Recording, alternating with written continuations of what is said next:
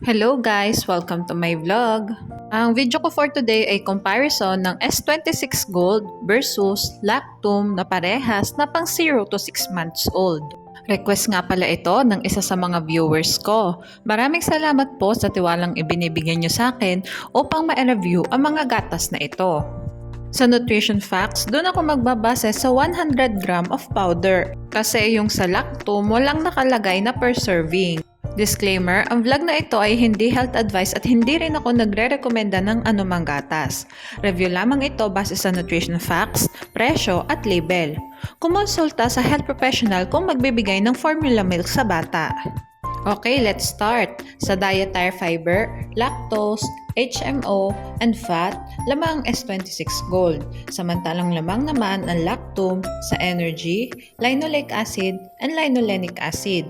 Ngunit pantay naman ang dalawang gatas sa protein at walang naka-indicate sa Lactum na lactose and HMO. Yung dietary fiber ng S26 Gold guys ay fructoligosaccharides samantalang yung sa Lactum naman ay galactoligosaccharides.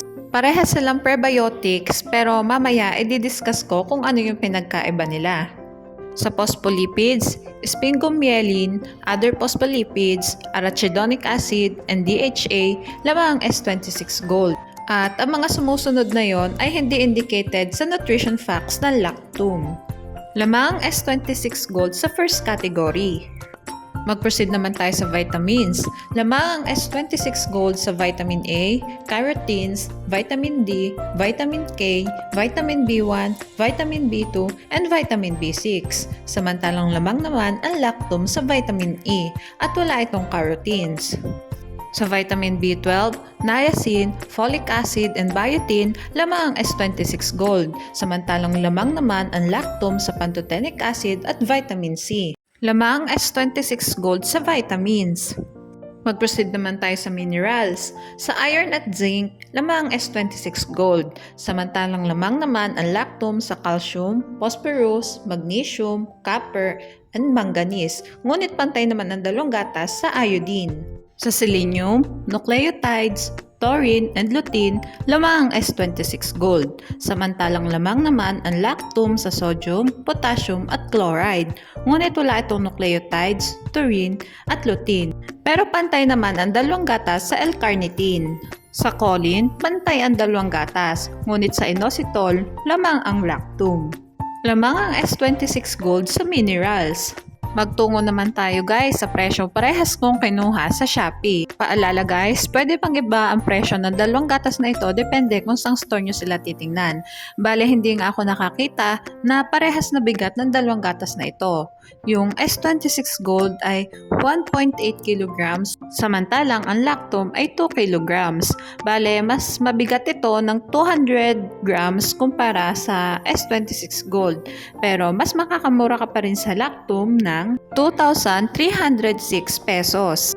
At ito na nga yung summary ng vlog ko today. Sa first category, vitamins and minerals, lamang ang S26 Gold. Ngunit mas budget-friendly naman ang Lactum.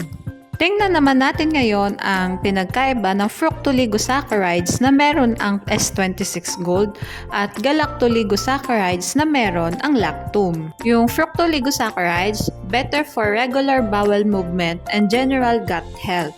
At yung galactoligosaccharides, more targeted for infant-like gut microbiome and immune development. Parehas silang prebiotics, kaya parehas silang makakatulong sa digestive health ng mga bata.